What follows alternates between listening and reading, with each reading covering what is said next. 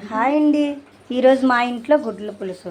ఎప్పుడు ఒకేలా కర్రీ చేస్తున్నామని మా వారు అంటాను.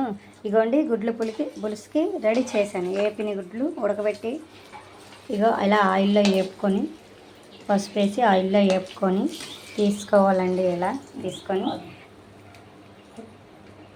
ఇగో అల్లం వెల్లుల్లి ఉల్లిపాయ పచ్చిమిర్చి కరివేపాకు టమాటా జ్యూస్ ఇగోండి చింతపండు నానబెట్టుకొని పిసికేసి ఉంచుకోవాలండి. గుడ్ల పులుసు ఉల్లిపాయలు ఇలాగా రెడ్నెస్ వచ్చినంత వరకు వేపించుకున్నాక మనం టమాటా జ్యూస్ తీసుకున్నాం కదా, టమాటా జ్యూస్ వేసుకోవాలండి. వేసుకున్నాక పెట్టి కలుపుకొని ఇందులో అల్లం వెల్లుల్లి పేస్ట్ కూడా వేస్తానండి. ఇది కొంచెంసేపు వేగాక వాటర్ వేసాక చింతపండు జ్యూస్ వేసాక కొంచెం కారం ఉప్పు వేసుకోవాలండి. మనకు సరిపడగా కారం ఉప్పు వేసుకుంటే బాగుంటుంది.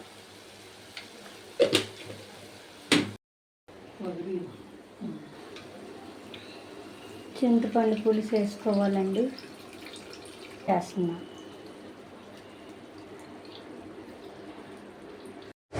గుడ్లు వేస్తానండి. గుడ్లు వేసాక కొంతసేపు బాగా మరగాలండి, బాగా దగ్గరికి అవ్వాలండి. దగ్గరికి అయితే సరే వేసి గుడ్లు దించిస్తే గుడ్ల పులుసు రెడీ.